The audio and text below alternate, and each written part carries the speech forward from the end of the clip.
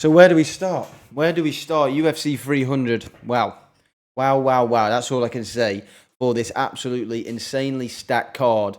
I mean, probably the greatest card in history, especially in MMA, from top to bottom, starting off with Figueiredo and Cody Garbrandt and finishing off with Alex Pereira versus Jamahal Hill. Unbelievable throughout. It just went like this all the way through. It was just crazy. It really, really was. And I suppose we've got to start off with that. We've got to talk. We'll talk about the main card, but before that, we're going to talk about the announcements that they've done. Obviously, Conor and Chandler is now official, as well as Dustin Poirier versus Islam Makhachev and Sean Strickland versus Paulo Costa as well, are supposedly going to be the co-main event for the Poirier versus Makhachev fight. So that'll be unbelievable card there, and obviously Conor Chandler at UFC 303 is going to be massive, and everyone's going to be involved, and we probably will do a live stream for that because it's Conor returning back after the leg break in the Dustin Poirier trilogy. He's been out for so long, and I just thought we'd touch up on that before we get into what was one of the best cards I have ever seen. It really, really was, and it just really delivered. It really did, and we'll start off with the main card, and we'll start off with the main event. Alex Pereira versus Jamahal Hill. I mean, it was good while it lasted from Alex Pereira, should I say, because it was calm, cool, collected, and destructive. It really, really was. He was gauging his time, waiting, and then he got kicked in the nuts.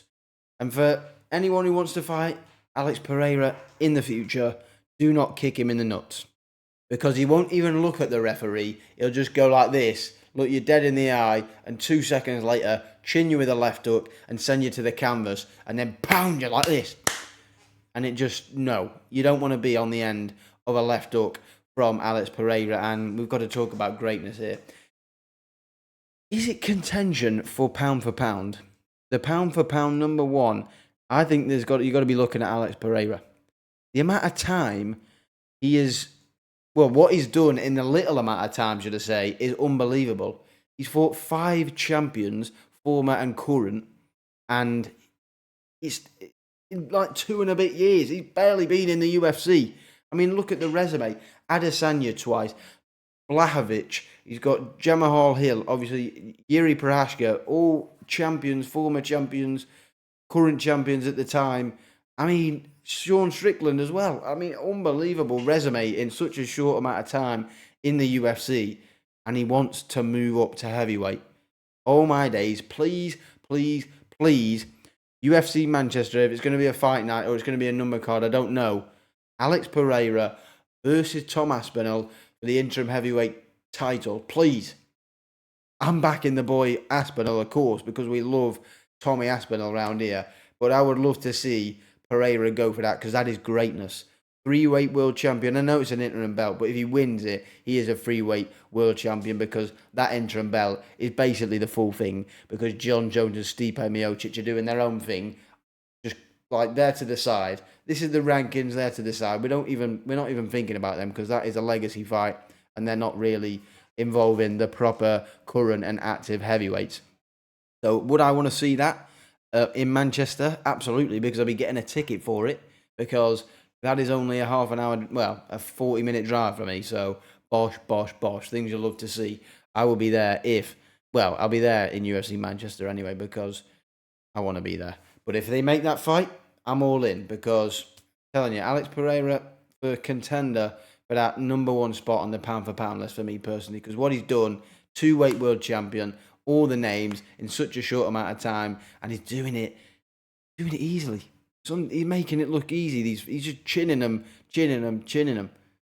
taking names, and I love to see it. And he's active as well. He fights regularly. He fights regularly, and that's things fight fans love to see. Then we've got to move on to this co-main event. I was going to say for the BMF belt, but that wasn't the co-main event. It slipped my mind in what was another great fight, the Battle of China. Weili Zhang versus Yan Xiaonan. I don't know if I've said that wrong. Hopefully not. But another cracker. It really, really was.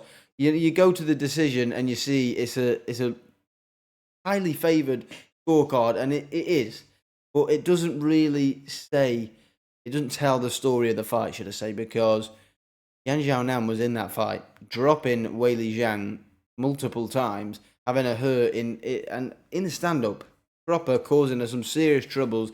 But the experience that Zhang has got through all her fights, especially the Nami Yunus fights and her other fights as well, she is really developing into a very good, strong champion. The experience is shining through, and with the grappling exchanges, she was a little bit too much on the floor and on the mat for Yan Xiaonan, and got herself a very good victory. And to be fair, Yan Xiaonan did well to carry on, because I'm pretty sure well, no, I'm not pretty sure. She was out at the end of that first round. She didn't know where she was, what she was doing. The choke was in. She was wobbling up on her feet. She was lucky that the ref didn't call that, because she was out. She was out, and then she got back up. She's lucky. But she did a very, very good performance. So hats off to her, and hats off to, and still, Weili Zhang. Congratulations. Probably the pound for pound best fighter on the planet. Female fighter on the planet, should I say. And yeah, fair play to her. Another defence.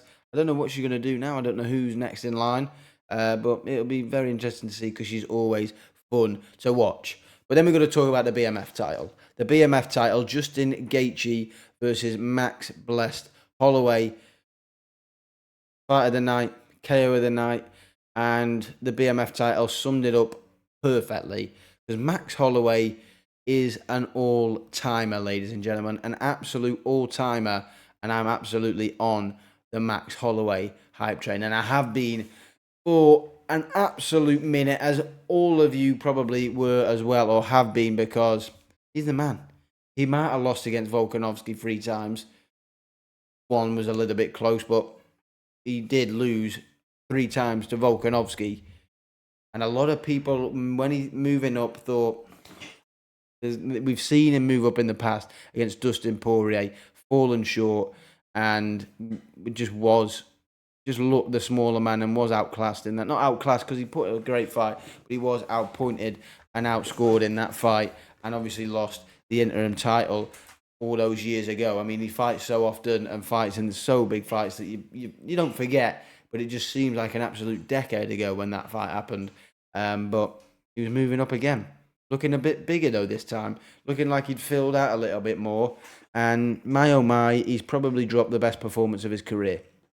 Obviously, him personally, he says the Jose Aldo performance in Rio, and fair play. When you beat a legend such as Jose Aldo in his backyard, you're going to feel like that. But for performance-wise, can't believe it. Max Holloway's been in the UFC for so long, and he's just getting better and better and better.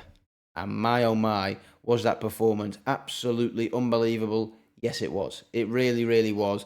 He gave Justin Gaethje a boxing lesson, but a stand-up lesson as well. Apart from getting his legs absolutely chopped up by Justin Gaethje, and we know Justin's got great leg kicks, but Max needs to be tested for unbreakable legs, because he didn't show an ounce of pain, he didn't flinch, and apparently he was walking around after, even though he had a big welt on it, and that just shows the toughness of Max Holloway. But he was unbelievable. The boxing was crisp. The spinning kicks were crisp. Even the leg kicks, they weren't as deadly as Justin's, but they were distracting, and they weren't really making Gaethje set. And I just thought, in general, his performance was just unbelievable. It really, really was. And he had Justin hurt multiple times. Had him dropped him, but he did get dropped himself. They haven't classed it as a knockdown, but he did get dropped. That was the first time Max Holloway has been dropped. Right round the back of the head. Justin went for it in round 4, did drop him. It's not being counted, but everyone knows that was a knockdown. But that chin of Max, he didn't.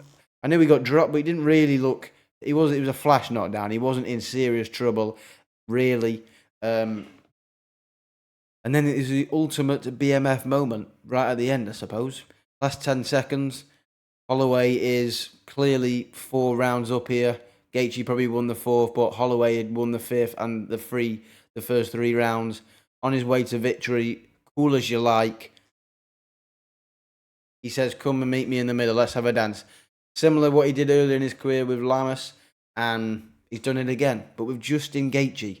An absolute highlight. The highlight. They don't call him the highlight for no reason. He puts people's lights out left, right, kicks now. He's got high kicks in his locker, obviously, in the Dustin Poirier fight. He showed that. And Holloway went, let's go. Let's go. Let's see who the BMF really is. The fight was sealed. And he just put the nail in the coffin. Last second, he threw a couple hooks to the body, came over with a right hand, boom. It was a clubbing right hand, lands on Justin Gaethje's side of the head. Down goes the highlight. Unbelievable stuff. Great knockout from Max Holloway in the final second of the fight. And he is truly an all-timer and the BMF for a reason. I would love to see him go back down to 145 and fight Topuria in a couple of months, because I don't think he's taken too much damage. Apart from that leg, it should heal pretty quickly.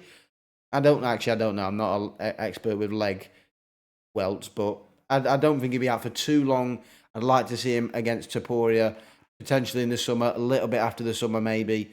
Please, I want to see that fight. And then, if he wins that fight, boom, let's go back up. Let's go double champ, maybe, because he's got options. I don't think there's anyone in the UFC right now with more options than Max Holloway. There's the winner of Chandler versus Conor, and he's probably hoping it's Conor so he can get the rematch back. And then Conor fights for the BMF, load of money, massive, massive fight that is. He's got, maybe if Dustin can beat Islam, then he gets a trilogy with Dustin. Or if Islam beats him, he can fight Islam if he wants.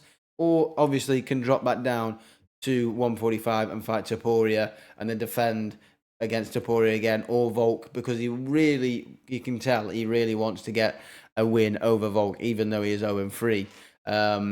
But yeah, plenty of options. Really, really does have a lot of options in the lightweight division and in the featherweight division as well now, because he's shown he can do it in both. We now know he's got it in the locker and he's got serious, serious skills. And you know what? Even though Topuria might have knocked out Volkanovski after that performance against Gaethje, tell you what, he's going to give Topuria a run for his money, and he might beat him. And I think he does beat him, because the best is blessed. I am a team Holloway all the way.